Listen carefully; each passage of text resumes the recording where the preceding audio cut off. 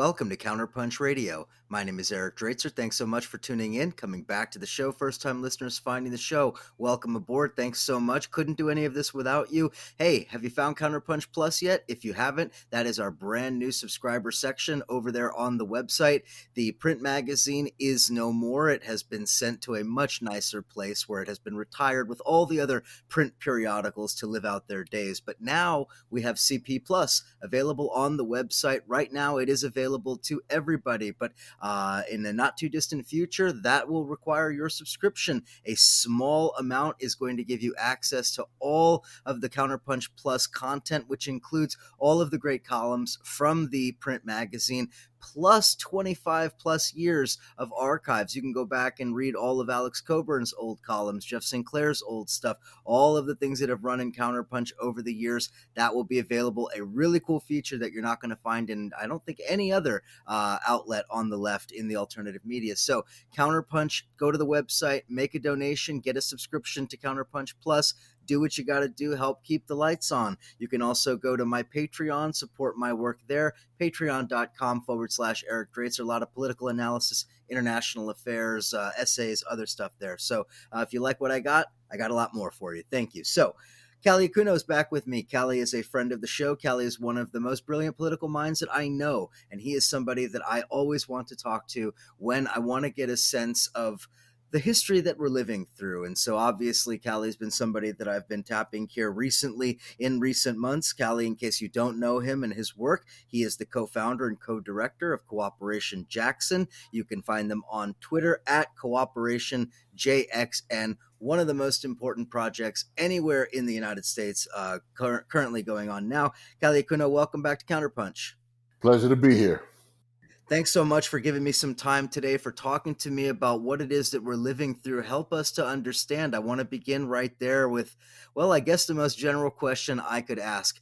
How would you describe this period that we're living through? It's something of an interregnum, something between one thing and leading into another thing. But what is that thing, and what are we living through? Yeah, good question. Let me start off by saying that I think, and anybody who's listened to me before, I think we just witnessed the closing, if you would, of the second Reconstruction. I think that is fundamentally what we have lived through and what we are experiencing now. And I think that we just kind of witnessed and are going through a process wherein kind of the Hayes-Tilden Compromise of 1877 2.0 is being played out right before our eyes. Now, to bring folks who aren't familiar with some of that history and some of this framework, kind of to a close, 1877 marked the end of the period known as Reconstruction, wherein the states of the Confederacy that seceded from the Union had to apply under certain conditions to be readmitted into the Union. And initially, it was the initial process was under some very clear, strict, and stern terms about making sure that slavery was abolished, that wage labor was in place, that there were some fundamental laws that allow the formerly enslaved persons, my ancestors, to be able to travel freely. But by the close of that period, basically the Jim Crow world that folks came to know that has structured this society basically ever since really kind of came into being, as the compromise, really just set it up in such a way that, the Republicans could retain the presidency, but they had to give up the Reconstruction project. That means disarming the Union soldiers, a good portion of them, whom were Black. So they disarmed the Black community and left the Southern planter class, the Southern ruling class, right back in charge, but just under some new terms of doing their business under some new terms, slightly new terms within the Union. Now I'm focusing on that. There's a lot of things within that period that you can focus on, but I'm focusing on that for two reasons. A, I do believe that we are witnessing, as in during that period, we're witnessing kind of a transition within capitalism itself. And there's a contest that's a deeper piece of what's happening that is kind of the base of all this kind of turmoil and conflict and uncertainty that we're all experiencing that is at play. And which set of forces, which set of interests, which production relationships and production dynamics are going to kind of rule the day and reorder and restructure society. That is a critical piece that's at play that is guiding all of the crazy kind of politics that we've been witnessing for much of the last 30 or 40 years. And I'm want everybody to focus in on that because there's just been too much, in my view, there's just been too much of a focus on Trump being an aberration as opposed to being in part kind of an inevitable outcome of the logic of capitalism and the logic of how the politics, both of white resentment, white reaction, um, but also a certain type of economic nationalism reasserting itself and trying to gain ground and gain footing. Like that is really what he represented. And I think what he represented quite well, actually. And I think the record has to bear that out. Otherwise, 70 million people would not have voted for this person, right? And they aren't going anywhere. You know, those 70 million folks who voted for Trump, they're not going anywhere. And we got to recognize for folks who, you know, say, well, yeah, he got 70 million and he lost. 70 million votes are more votes than Obama got in 2008, right? And that was noted to be a primarily historic turnout. So it's not insignificant. And there's a solid base for the reactionary politics that he was espousing. Now, you know, this drama, if you would, about not conceding defeat.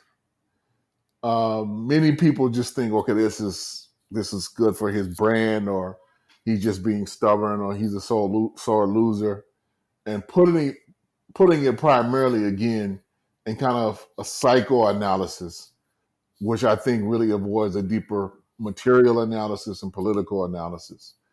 Um, you know, not to say that he isn't a sore loser. I'm not denying that, but I think it's inconsequential to what's really kind of at play. And what's really at play is what are going to be the terms that the new administration and the new forces are going to have to come into, and what is he setting himself up in those aligned with his interests up to do in the next 4 years to be able to regain power.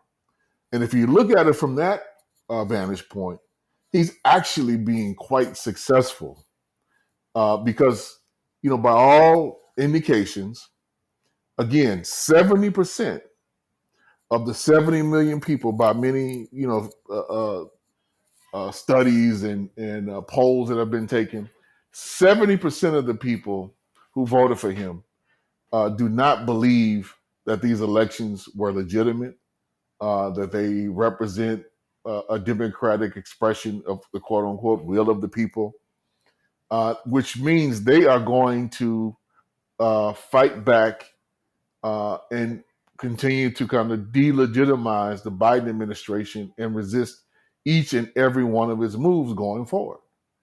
So that's baked in and built in. And he is setting himself up to be a major player, but also I think to give himself and his family some political cover in the next 4 years. Um, and what's really at stake is not just a game that Trump is playing. There's some major forces, and I don't think they're all completely consolidated. Don't get me wrong, but the level at which, you know, he's got a significant portion of the Republican Party kind of traditional leadership to this point, towing most of his line, most of the things that's going out of saying we got to let this, you know, I'm going to use Mitch McConnell, who I think is right now the most powerful politician in the United States, bar none. We could probably get to that a little bit later. But Mitch is using this as a bargaining chip. And should things go the Republicans' way in Georgia, which I suspect they will, he's going to be right back in a super commanding position of being in place to determine what the actual agenda of the Biden administration is going to be, or to set up an even more elevated contest for power down the road with the same elements of his playbook that he used against Obama. And one of the main thing is, okay, if you try to go around me and use your executive powers, we'll just brand you tyrant the same way that we branded Obama for using his executive powers to go beyond the limitations and the blockages of the Senate.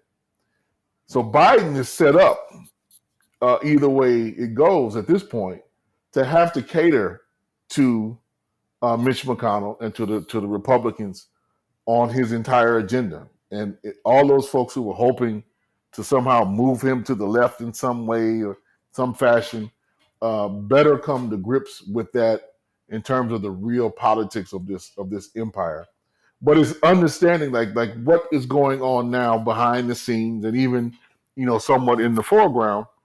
There is they are defining the terms of what the next 4 years are going to look like. What is the austerity program going to look like? That's really what's at play. And everybody needs to be crystal clear on that and understand that that is what's shaping the actual ground. This kind of Hayes Tilden Compromise 2.0, that's what's shaping the ground leading up to January 20th.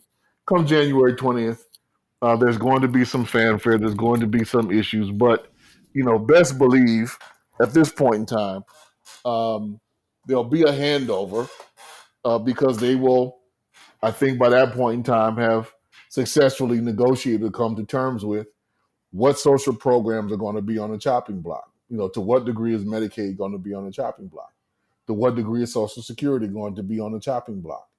To what degree will there be any semblance of any kind of medical insurance? All these different things are on the chopping block, and Biden has already said so. For anybody who's really paying keen attention, so we're being set up for a major austerity program, and I think a deepening of the right. I don't think there's any other way to look at this, quite frankly. Well, I couldn't agree more. And in fact, I think the austerity is almost a foregone conclusion at this point. In fact, Biden has almost staked his entire career on that, on precisely that kind of policy thinking. But I want to return to the analogy that you drew with 1876 there in the beginning, because I was not expecting to discuss it. But since you brought it up, it is a very striking parallel, partially because of the Reconstruction aspect that you mentioned, but the other element of this that I think is really worth noting is the fact that there was a very real and very significant underlying material and economic basis of conflict at the time leading up to 1876, and I'm of course speaking of the wars over the currency. Originally, of course, those fighting for the greenbacks and for the expansion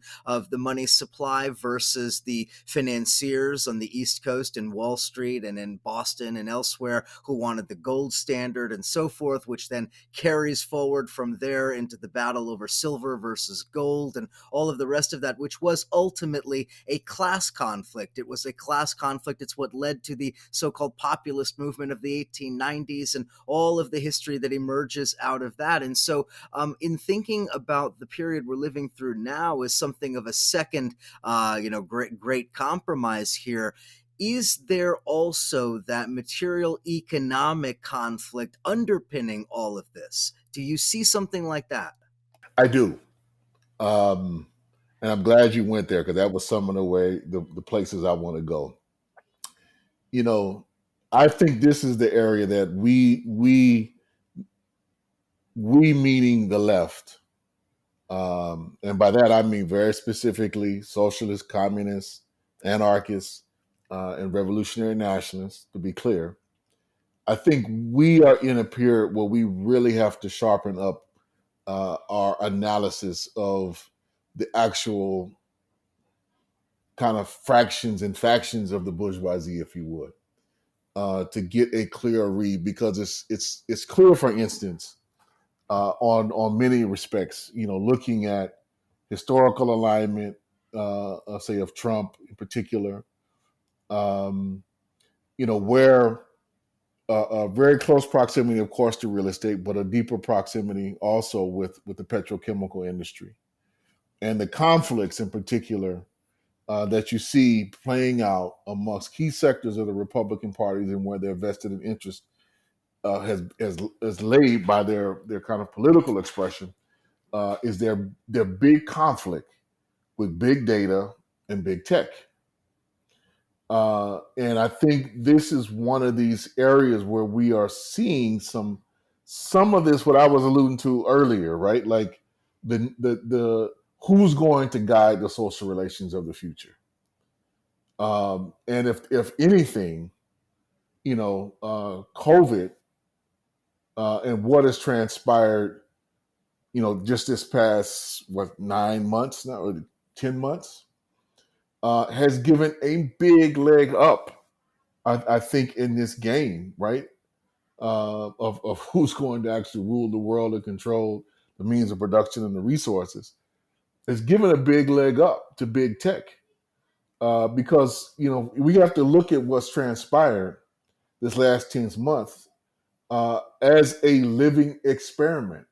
That capital has been able to just run a massive experiment in how to extract more labor from us without having to do all the overhead expenses in the form of all this virtual work and virtual meet. They've learned so many new things over the course of this last 10 months that best believe is going to lead to a major reorganization of work in this society and around the globe.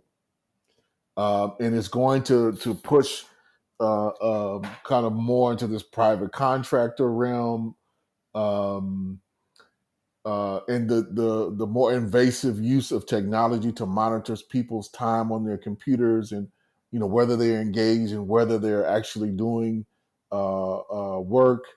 And there's been many studies that have pointed to that in the time that we've all been under various types of quarantine, that we are actually those of us, and I'm fortunate enough in this time period to kind of be one of those people, not by design, but kind of not by choice, rather, but just because of the circumstances.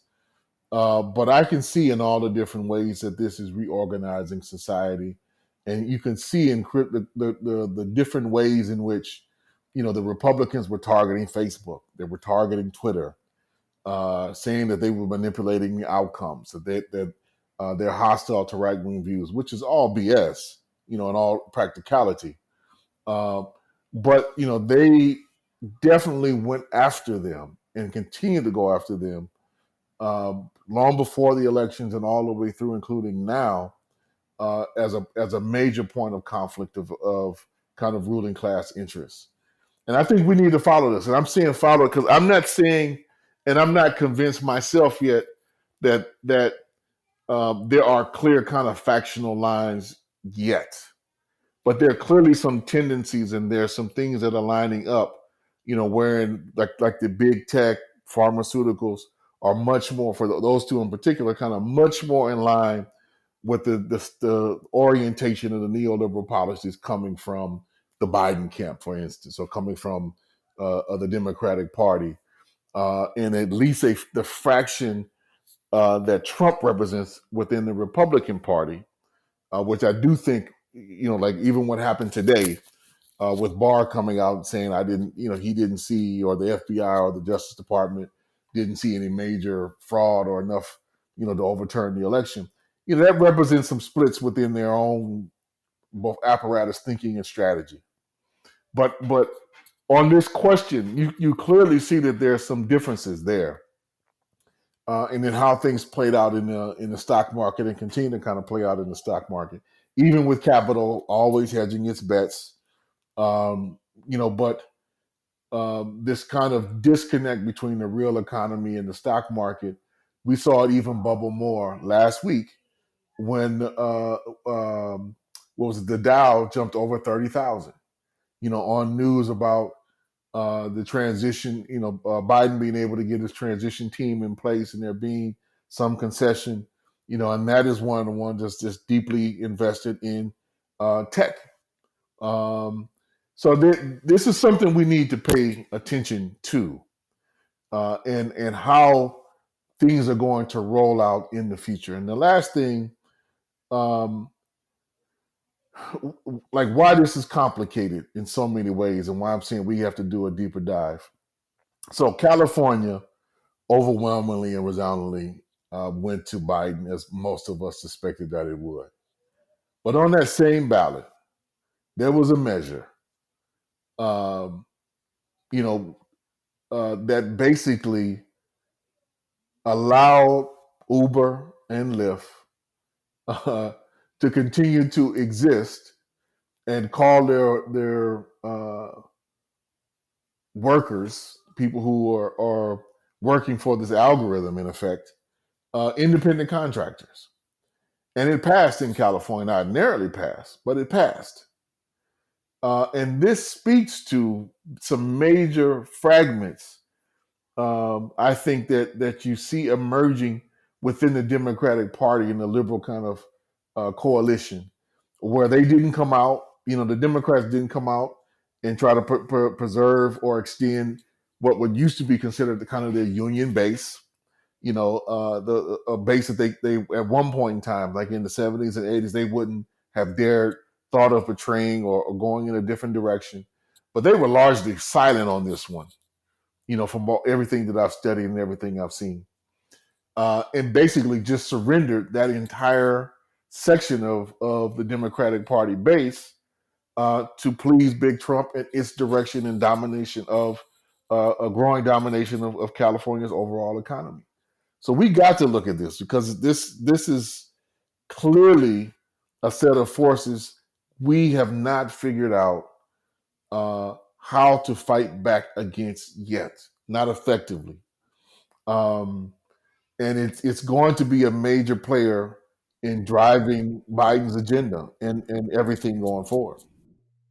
Absolutely. Just a couple of minutes before we head to break, I just wanted to note as well that I think one of those great divides that we're talking about here in terms of the economics has to do with those sectors of capital that are dependent upon global supply chains and global value chains, and those that are less dependent on it. As you noted, big tech, for example, or even finance, international finance capital, versus something like the petrochemical industry and others that are more national oriented, real estate, construction, these type of industries. That divide is obviously reflected in the politics, right? Sort of neoliberal, quote unquote, globalist politics versus a sort of nationalist, quasi-fascist kind of politics. So the question is not only about ideology, it is a question of economics, of value, and of surplus value and profit.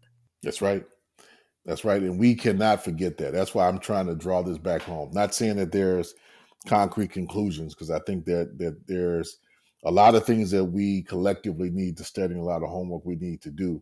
But I'm warning everybody that this represents not just a political shift, but an economic shift. And you can see that, if you're doubting me, you can see that in how both sides are gearing themselves up to be in competition with China.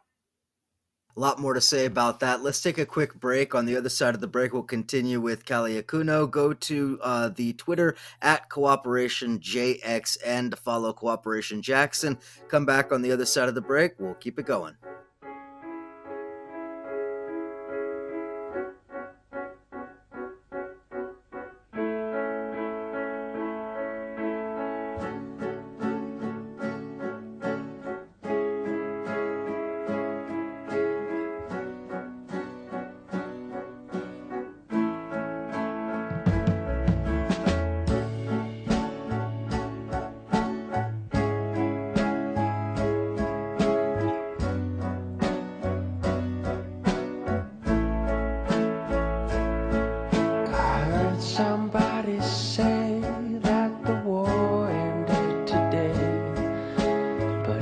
Everybody knows it's going still. Our motherlands and mother seas, here's where we believe it's simple. We don't wanna kill.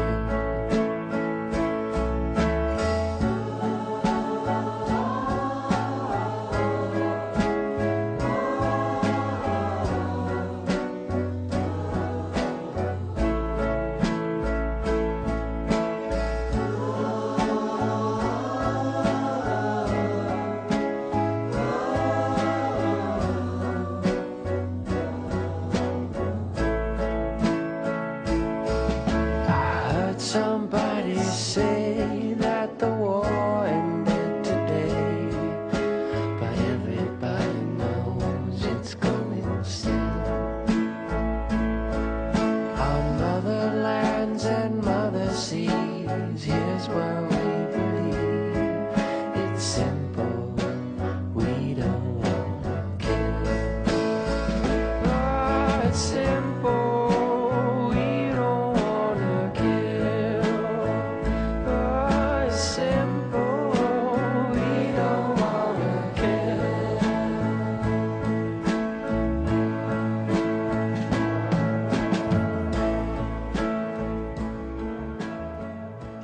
And we're back here on CounterPunch Radio chatting with Kali Akuno. Before the break, we were talking about the material basis for some of the conflicts that we've seen that have emerged in the Trump era and potentially what we might see moving forward. And I guess I just want to kind of pick up right there and talk a little bit about the Biden administration and what a Biden administration represents. I mean, obviously, I think it goes without saying that we're seeing something of a return to normal, a return to the status quo, some kind of a neoliberal imperialist equilibrium or something like this. But I think there's something deeper happening here. And I want to get your take on this. The incoming administration, does it represent just a return to normal, or is there something more? I think there's something more. Honestly, I think there's something more. Now, there's a deep yearning amongst the liberals and amongst certain sectors of the ruling class for normalcy. There's no question about that. I mean, they've stated that openly. They've got broad social appeal to that openly. But they are very well aware that, for lack of a better term, and I think we do need a better term, but for lack of a better term, there is a neo-fascist movement on a global scale that they cannot ignore. So that's one on the political side. And on the other side, they are very well aware of the growing limitations of capital and the growing limitations around the carrying capacity of the earth. They are more aware of that than folks, I think, realize or want to tend to. Now, how they envision resolving the issue is profoundly different than how me or you would understand and see the necessity of resolving the issue. But they see some they see the cliff.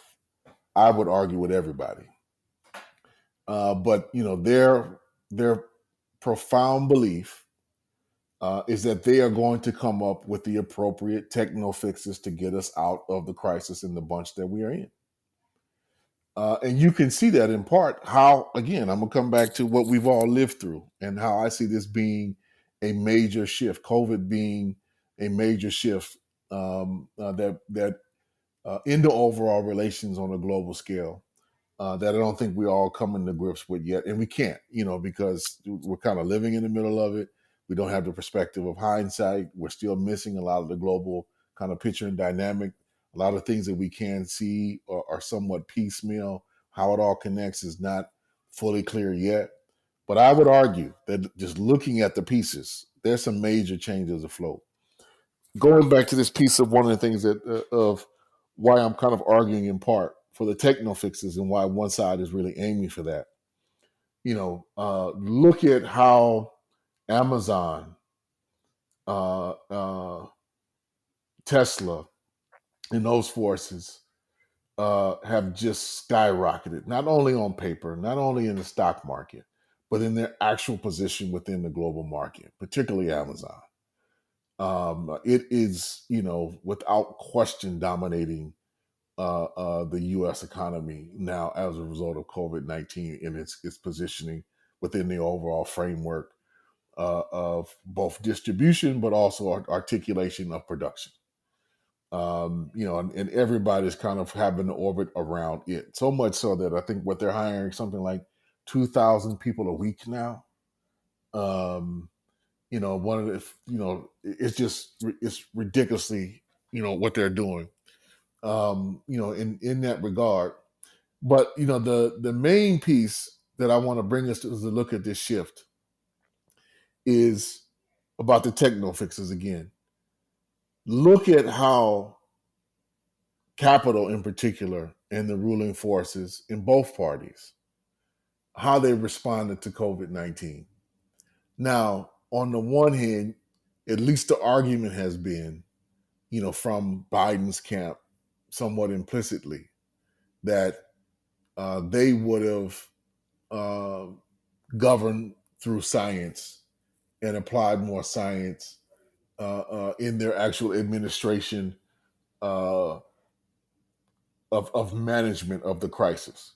But they stopped short at every point in saying that if they were in charge, during this period, they would have done a national shutdown and would have followed through on providing the extensive relief, including what basically would have amounted to, at least in temporary, if they were serious, a temporary universal basic income program.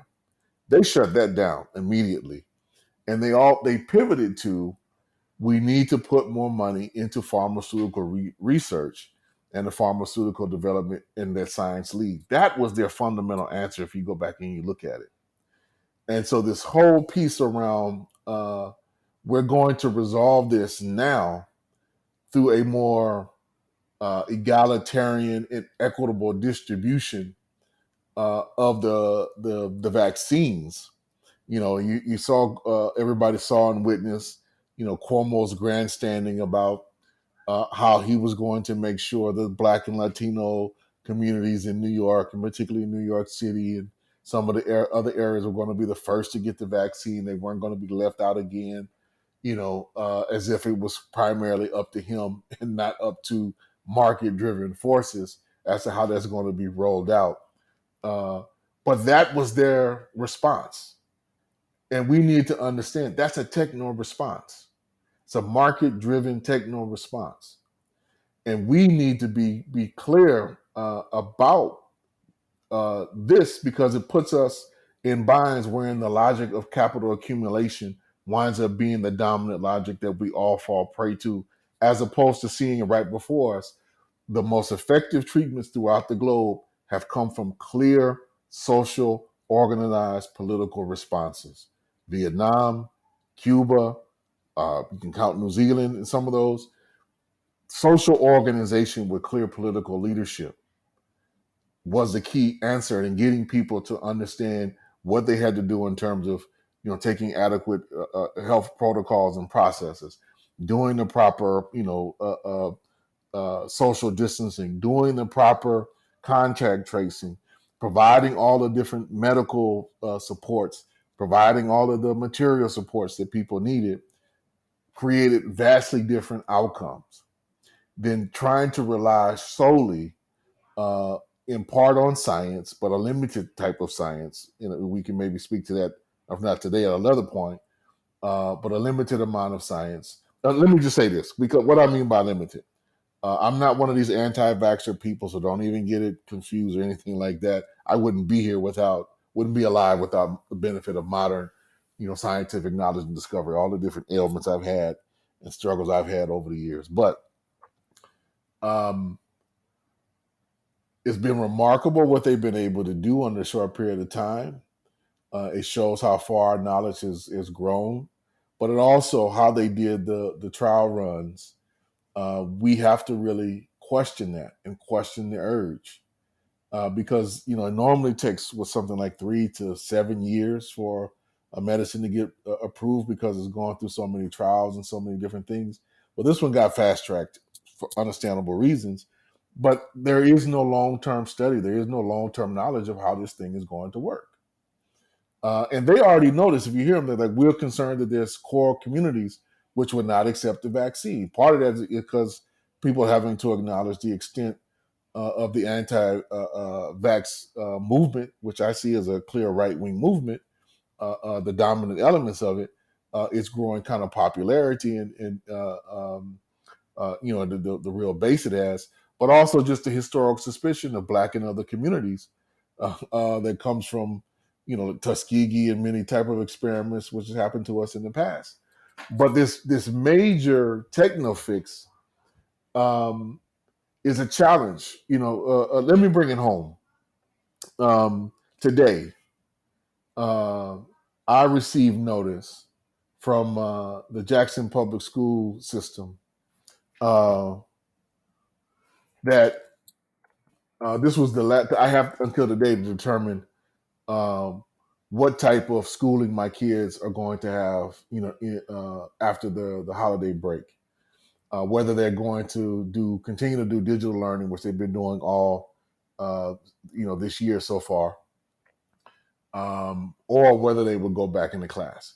And the things that they cited, they wanted all the parents. They sent us this little package, information package, and the thing that they cited, one of the number one things that they cited, I think it was number 2 on the list, was that there's a vaccine now, which means that instruction in-person instruction will be safe. And I responded, back to one of the teachers I know who has some polar influence just by text message earlier. You do know that there won't be a mass distribution to folks like me or you until probably April, May, by the earliest of suggestions. So not only is this false advertisement, it's just straight up dangerous, but it just relies that the pressure that even the district is around making sure that they are getting the ADA and getting the money, that they're forcing and rushing back to school and putting that over the continued health benefit of the community. But this is the capitalist response, not only to COVID-19. This is their response, and is going to be their response to the climate crisis, right? Um, and it's not going to work. All of that to say, it's not going to work. Um, the system has to change, and they are very much aware of that. But it's not in their interest to change it, so they're going to pursue this basically until the wheels fall off. And what that means, which I think they're very well aware of, and what we need to be mindful of, it just leaves so much more room for the growth of the right. Well, that's exactly what I was about to get at because everything that we're talking about here really, I think, points to a kind of myopic, narrow-minded tunnel vision that we've come to expect from Democrats, over the decades, and this is only going to deepen all of the problems that already exist, right? That the probably Obama's greatest crime among his many crimes was his steadfast refusal to push for any kind of progressive legislation that would address some of the fundamental and underlying conflicts and deficiencies coming out of the 2008 2009 economic crisis. And because of that, and because of that deep pain that he never addressed, it led to many of the conditions that gave rise to Trump. Not a direct line, but one of the primary contributors to that. So now it seems everything is intensifying. An even more extreme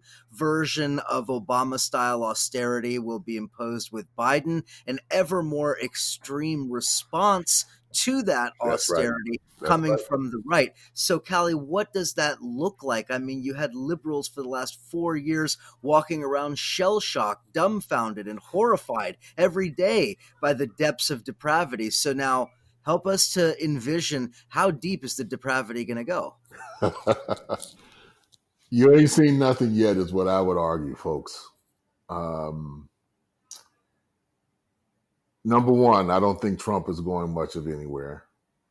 And even if he does, again, Mitch McConnell is waiting in the rings, in the wings, and he actually knows how to play this game. He actually knows how to govern. Folks should go back and recall how he was able to successfully block Obama on many strategic, interests and aims that the liberals wanted to pursue. And because their primarily interest is preserving the empire above all else, people need to understand that about the Democrats. That is their main thing.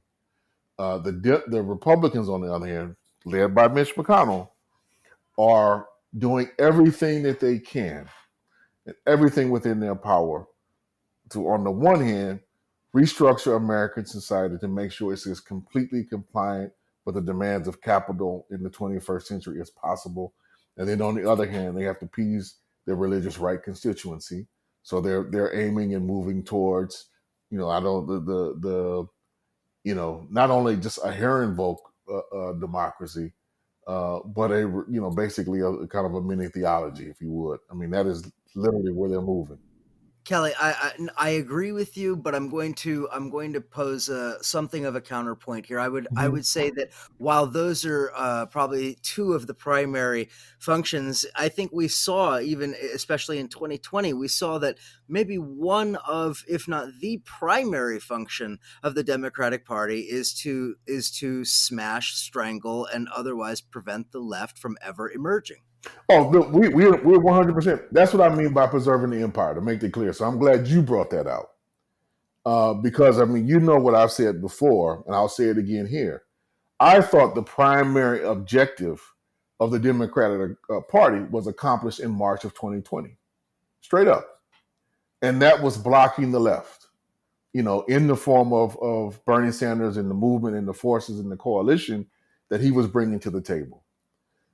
And that continues now. I mean, you look, the night that the presidential elections, the elections wasn't even done yet, and the returns were coming in, and they started attacking the progressives in their own base for them being the reasons why they were losing seats in the House.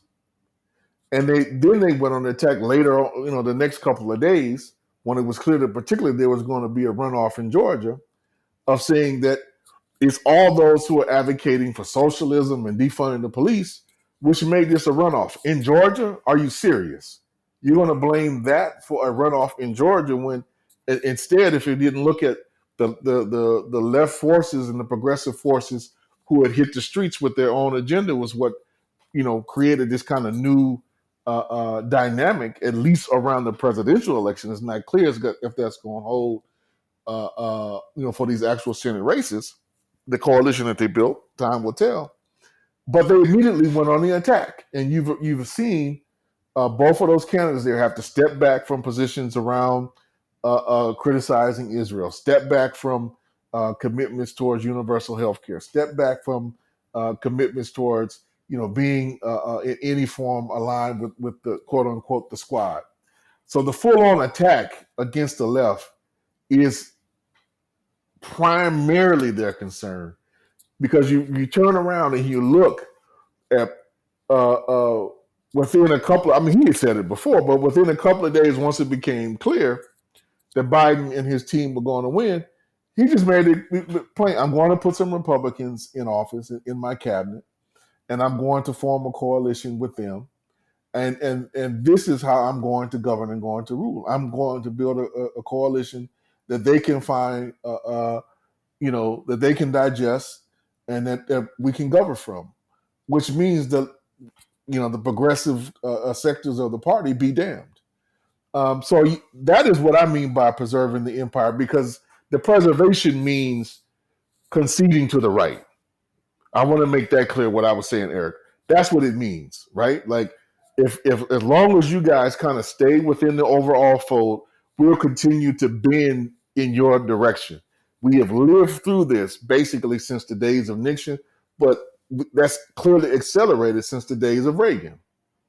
And Now, Kelly, I'm sorry, I don't mean to cut you off. I just in the few minutes we have remaining here, I want to push a little further on the point that you're making here because I agree with you, and it is about preserving the empire. And part of the way that they do that is smash the left and any hmm chance of progressive upsurge. But to be even more literal about it, the Democrats are absolutely steadfastly committed to preserving and in fact expanding the empire. That is to say, US military engagement in places where the Trump administration kind of, I don't want to say disengaged because that would imply that they formally did that, but sort of didn't really do let's say didn't really do the homework that imperialists are supposed to do, right, right? So right. you see in places like the Horn of Africa right now where Ethiopia has a crisis emerging. In Central Africa, the Central African Republic is potentially on the verge of civil war. Congo potentially on the verge of civil war. You have Libya potentially coming out of civil war, and the U.S. has played almost no role in the dialogue process or No, anything like that. that's So far from over, Eric. Trust me, yeah. that's Oh, far from over. I know. But my point here is what we've seen under these last few years. That is going to be reversed in the sense that we're going to see a return to the kind of democratic form of imperialism that we saw under Obama, who expanded AFRICOM, who expanded U.S. military engagement. So, where Trump's viciousness and killing ratcheted up from Obama, the actual engagement around the world somewhat came down. And so I want to get hmm your hmm comment on the way in which Democrats are going to expand the empire in the form of engagement around the world. No, yeah. Look, we're going to have to come back to this because we were just kind of warming up. I know time is coming out, but I'd love to do a part two with you if you're willing to do it. Because I think this is a critical piece that we're going to have to really draw home. That's going to be a clear dividing line. It has to be a clear dividing line amongst the left, and I mean that sincerely, because we got to get clear on anti-imperialist politics. So let's be clear. The normal part that they're trying to return to, this being the Democrats, uh, is getting back to putting the United States and its NATO allies back in command of the military apparatus, which has dictated, policy around the world, dictated terms around the world since the end of World War II. And they see that slipping, they not only want to return back to this pivot towards Asia, which Obama did, in all of their military affairs. They don't only want to return back to that, but they're stepping up, as you noted, their presence in AFRICOM as part of the new great game, the new great scramble for resources. And he's made it abundantly clear he's going to step up all efforts there to block China. We mentioned that briefly, but to block China and to do a greater level of penetration through AFRICOM and in the Pacific region of stepping up not only U.S. military presence, but building their own kind of counter and contra forces in all of these areas to battle the new enemies, which are who, right? Like who and what is that? What new fictitious entities are they creating to set up like dominoes to kind of put down, to preserve their role, to justify their existence? Like this is a major piece that's coming home, is coming into play.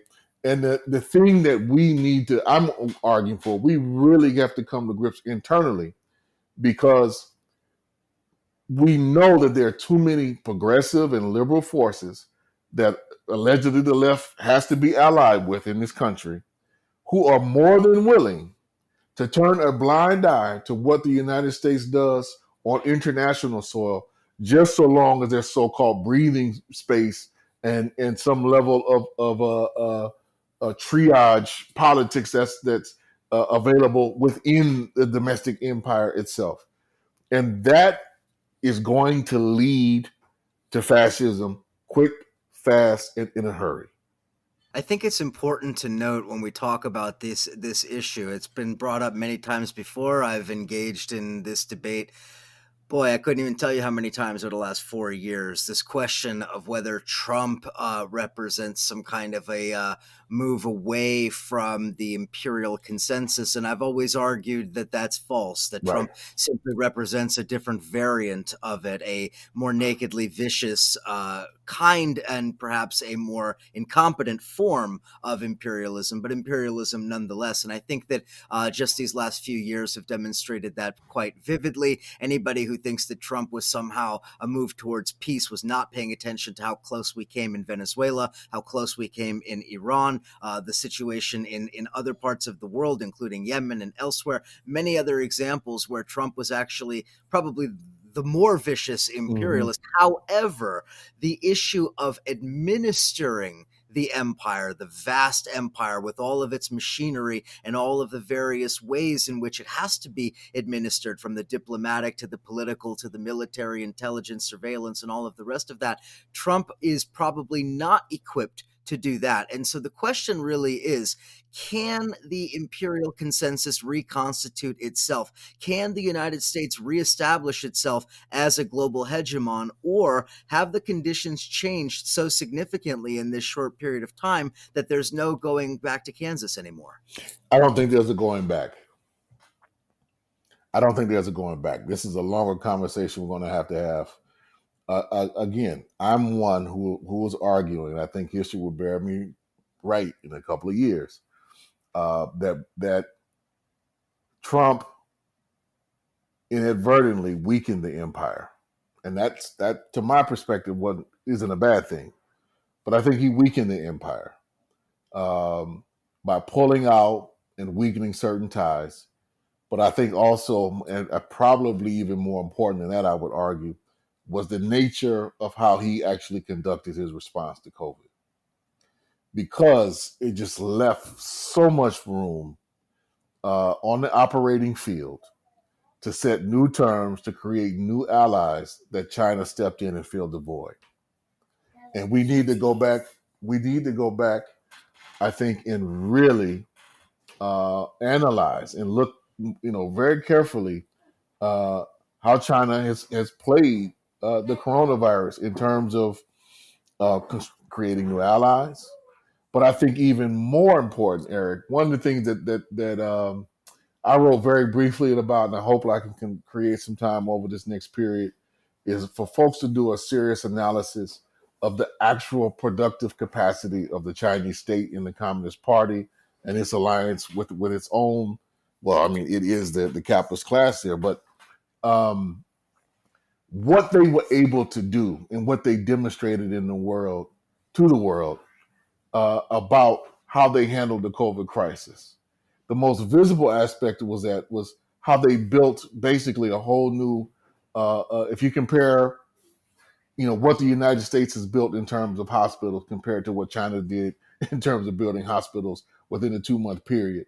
I mean, they did more in 2 months to build new hospitals than I think the United States has done in 10. From I have to go back and check that, but it was an astounding demonstration of their actual productive capacity, a capacity that cannot be matched and cannot be met at this point in time by the United States. And best believe the Pentagon and all those forces were paying keen attention to that, because that productive capacity could be turned in so many other directions and so many other pivots if the Chinese Communist Party so chose to do so. That's not gone unnoticed by other forces around the globe, nor has it been lost on the Biden administration, which is why I was saying they have agreement. Like both sides have a level of agreement on China is our major kind of, I'm saying our in terms of their, not mine, but their major threat, right? They had different tactics on how they were going to try to approach their problem, but best believe it's an identified problem. So in that sense, there remains a kind of an imperial consensus, but to the degree at which Biden and how he and his administration and alliances around him are going to go about pursuing it, we're going to return to another level of viciousness that I don't think people are prepared to. So you talked about narrowly averting war in Venezuela. I think that's back on the table, y'all. I really do. And all the indications are that they're going full steam ahead with a number of different moves and covert operations to make that happen in as speedy as possible. By all indications, Yemen is going to be right back in the field of play. I don't think this assassination that happened in Iran, I think this is part of the interim, as you mentioned, but I think it also speaks to a level of, a kind of open permission that they felt that they're getting from the new Biden administration to come in and set some terms. So we're going to see a period of intense international conflict, and there is really no other way that it can play out. That is the thing I would love to have us have a deeper conversation for all of us to realize, and because the big danger for us is, like there really is no mass anti-war or peace movement in the United States now, and I would argue that given the level of just uh, the degree to which the Democrats have just kind of wholesale bought a lot of the social movements that have emerged over the past 4 or 5 years and folded them into their fold with philanthropic dollars and seats at the table and things of that nature, that there won't fundamentally be one. And this is going to leave a tremendous amount of operating room for them to just rain down hell on some key sectors of the world, under this guise of establishing a new norm and returning the domestic part of the empire to a new peace. I agree with you on almost everything you said. The only place I might have some quibble is the idea that China's come out of COVID looking squeaky clean. In fact, much of the issues that China is now facing is a level of distrust among many of its own customers that China misled them as to the nature of the virus. That's why you saw all these headlines all over European papers about China's so-called mask diplomacy, that China was trying to buy their way out of responsibility over COVID and all of this. So the reason I bring that up is not to blame China or to absolve anybody, but to say this is the new line here in this decade, right? China not simply as a powerful economic engine, but China as a global malevolent actor, right? China as the lying sort of totalitarian state, right? This is now going to be the major talking point where for the last 25 years, it was all about normalizing China, bringing China into the fold, into the global community. Now No, it's going we've to be about we've passed that. isolating China. Right, exactly We've right. So we've the passed question that. so the question is, where does Europe fall in all of this, right? Because Europe needs China just like Europe needs Russian energy, but Europe also needs the United States. And so we will find Europe a battleground for influence in the coming years, won't we? This is where I would agree with you. Probably not as much as one would reckon, because this is where coming back. If you look at Europe as the measure, then I would agree with your statements. If you look at Africa and Latin America as the measure of the statements, I would say that there's a different narrative there. Different kind of struggle. Right. Africa would be proxy war, struggle over resources, struggle over influence. Europe is more of a propaganda struggle, prying allies away, scuttling deals, as we saw the United States doing everything it could to block the Germans from the Nord Stream Right. pipeline with Right. Russia recently. So a lot more, I would call it, political subterfuge on the European scale, on the European stage, whereas it would be just nakedly neo-colonial imperialism elsewhere. Right. But I think Europe is in much more contest. Um, Now, I think from your usual suspects, the UK, France, Germany, you're going to get a kind of EU NATO kind of towing line. Um, even Boris and them are clearly going to have to bend back in some ways towards the EU, because Biden has made it known that he is not going to give them he's not going to give Boris the deal that Trump was going to give them, and then if they don't follow, uh, um, the peace accords with said in Northern Ireland, he's not going to play ball anyway. So he's made that known, and they're going to have to bend back in that direction in some form or fashion anyway.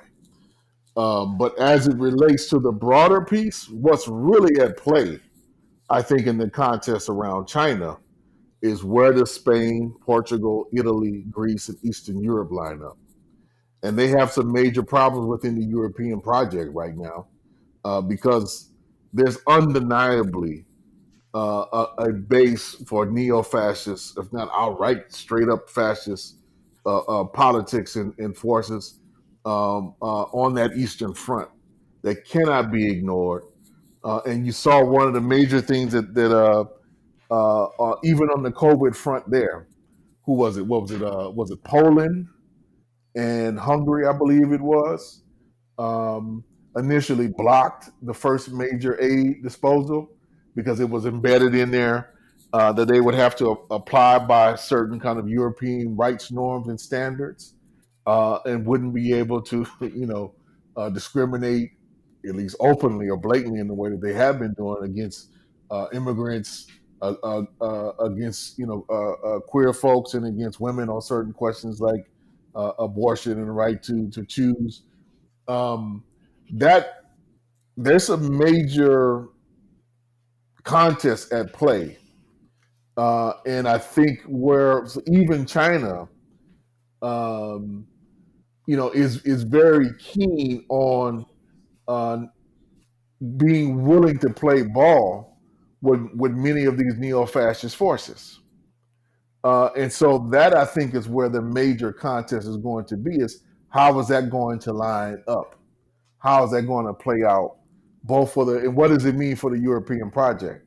I, for one, I think its days are somewhat numbered because of these dynamics and because there's no way, um, given the kind of historic economic and political and economic divide there, that the ongoing kind of subsidies are going to be able to that the say the like the West enjoys in so many different ways, or Western Europe enjoys, is going to be able to maintain with the neoliberal structure of how they have to have balanced budgets within that framework. It's part of their core constitution. We know it doesn't work.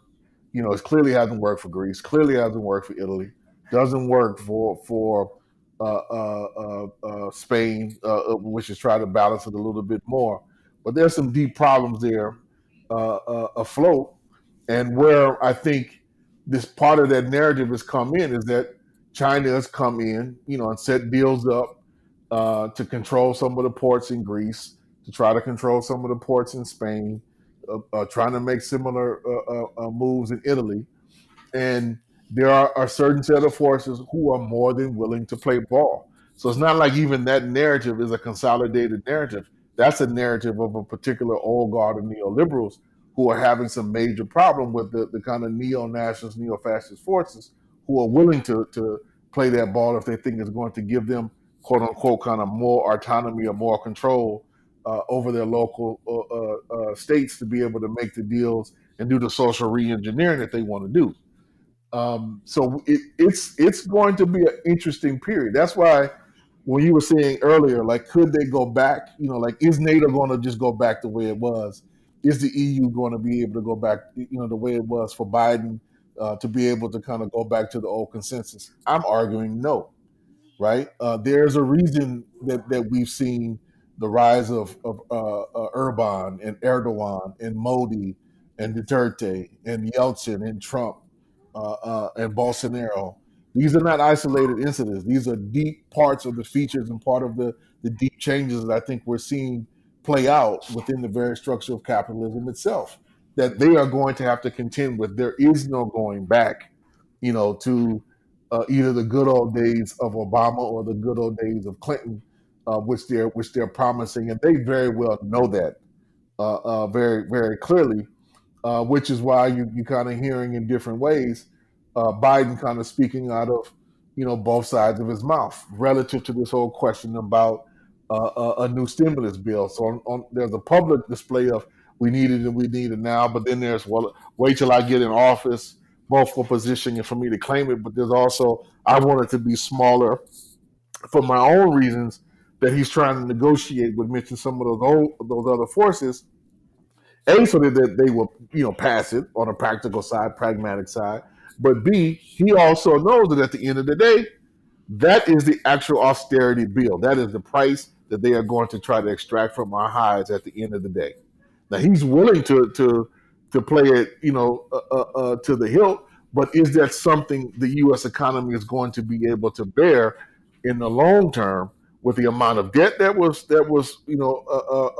accumulated during Trump years? And remember, he said, "I don't mind doing it," and apparently the Republicans didn't either, because he said very clearly, "I'm not going to be here for when that bill comes due. So if it benefits me in the here and now, I'll leave that and defer it later on." That later on, Biden is one who understands kind of what I would call the Vietnam narrative, and how Vietnam and the expense of Vietnam weakened the empire. And that is something he keenly has in the back of his mind around how his own fiscal policy, I would argue, is playing out, and what he sees relative to the great game in the future, and why he doesn't want to weaken himself or the empire in that particular regard. So there's a number of just straight up trap doors that are in play that guarantee that there will not be a return to normal. So much to consider, so many questions. We could go on for many more hours talking about all of these, but of course we're not going to do that. Kali Akuno has been with me here on CounterPunch Radio. Kali is the co-founder and co-director of Cooperation Jackson. Go to follow them on Twitter at CooperationJXN. Highly recommend that. Kali, as always, brilliant analysis. Kali, thanks for coming back on the show and talking with us. Thank you. We'll do some more soon. Listeners, thank you as always. Go to CounterPunch, get your subscription to CP Plus, and we'll see you again next week.